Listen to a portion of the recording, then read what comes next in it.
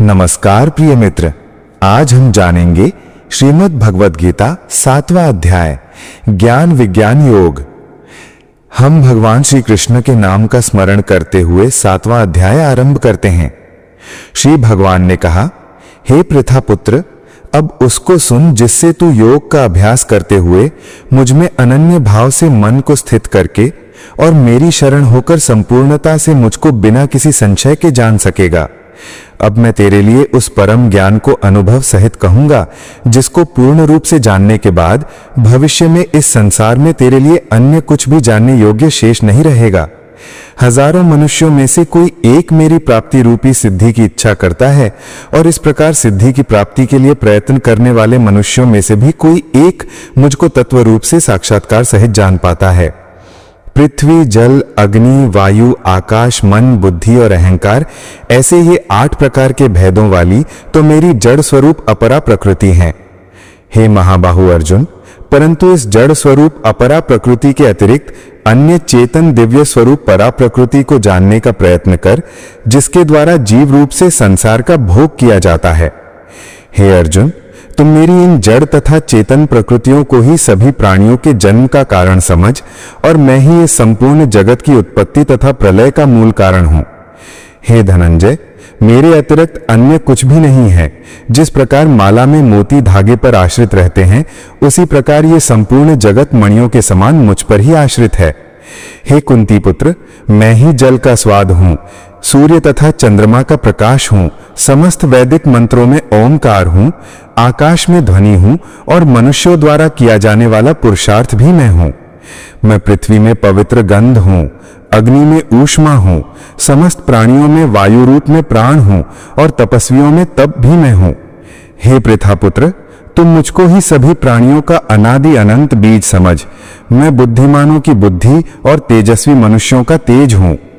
हे भरत श्रेष्ठ अर्जुन, मैं बलवानों का कामना रहित और आसक्ति रहित बल हूं और सब प्राणियों में धर्मानुसार विषयी जीवन हूं।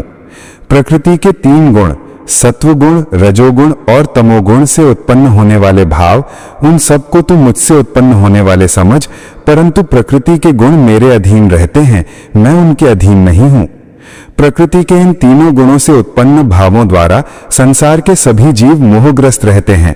इस कारण प्रकृति के गुणों से अतीत मुझ परम अविनाशी को नहीं जान पाते हैं।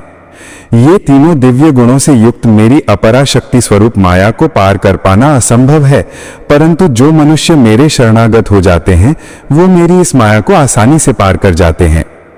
मनुष्यों में अधर्मी और दुष्ट स्वभाव वाले मूर्ख लोग मेरी शरण ग्रहण नहीं करते हैं। ऐसे नास्तिक स्वभाव धारण करने वालों का ज्ञान मेरी माया द्वारा हर लिया जाता है। हे भरत श्रेष्ठ अर्जुन, 4 प्रकार के उत्तम कर्म करने वाले, 1 आर्त दुख से निवृत्ति चाहने वाले, 2 अर्थार्थी धन संपदा चाहने वाले, 3 जिज्ञासु केवल मुझे जानने की इच्छा वाले और 4 ज्ञानी मुझे ज्ञान सहित जानने वाले भक्त मेरा स्मरण करते हैं। इनमें से वो ज्ञानी सर्वश्रेष्ठ है जो सदैव अनन्य भाव से मेरी शुद्ध भक्ति में स्थित रहता है, क्योंकि ऐसे ज्ञानी भक्त को मैं अत्यंत प्रिय होता हूं। यद्यपि ये चारों प्रकार के भक्त उदार हृदय वाले हैं, परंतु मेरे मत के अनुसार ज्ञानी भक्त तो साक्षात मेरा ही स्वरूप होता है, क्योंकि वह स्थिर मन बुद्धि वाला ज्ञानी भक्त मुझे अपना सर्वोच्च लक्ष्य जानकर मुझी में स्थित रहता है। अनेकों जन्मों के बाद अपने अंतिम जन्म में ज्ञानी मेरी शरण ग्रहण करता है। उसके लिए सभी के हृदय में स्थित सब कुछ मैं ही होता हूं। ऐसा महात्मा अत्यंत दुर्लभ होता है। जिन मनुष्यों का ज्ञान सांसारिक कामनाओं के द्वारा नष्ट हो चुका है, वो लोग अपने अपने स्वभाव के अनुसार पूर्व जन्मों के अर्जित संस्कारों के कारण प्रकृति के नियमों के वश में होकर अन्य देवी देवताओं की शरण में जाते हैं। जैसे ही कोई भक्त जिन देवी देवताओं के स्वरूप को श्रद्धा से पूजने की इच्छा करता है, मैं उसकी श्रद्धा को उन्हीं देवी देवताओं के प्रति स्थिर कर देता हूं। वह भक्त सांसारिक सुख की कामनाओं से श्रद्धा से युक्त होकर उन देवी देवताओं की पूजा आराधना करता है और उसकी वो कामनाएं पूर्ण भी होती हैं, किंतु वास्तव में ये सभी इच्छाएं मेरे द्वारा ही पूरी की जाती हैं। परंतु उन अल्प बुद्धि वालों को प्राप्त वो फल क्षणिक होता है और भोगने के बाद समाप्त हो जाता है। देवताओं को पूजने वाले देवलोक को प्राप्त होते हैं, किंतु मेरे भक्त अंततः मेरे परम धाम को ही प्राप्त होते हैं।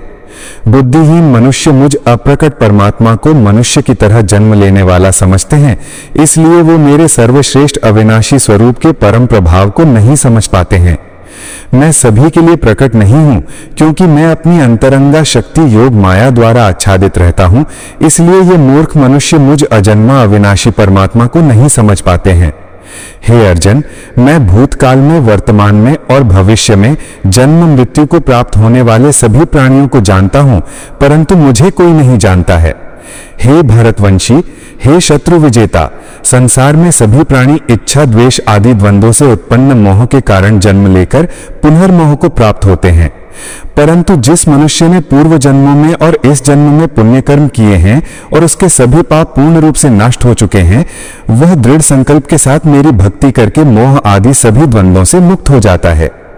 जो मनुष्य मेरी शरण होकर वृद्धावस्था और मृत्यु से मुक्ति पाने की इच्छा करता है, ऐसे मनुष्य उस ब्रह्म को, परमात्मा को और उसके सभी कर्मों को पूरी तरह से जानते हैं।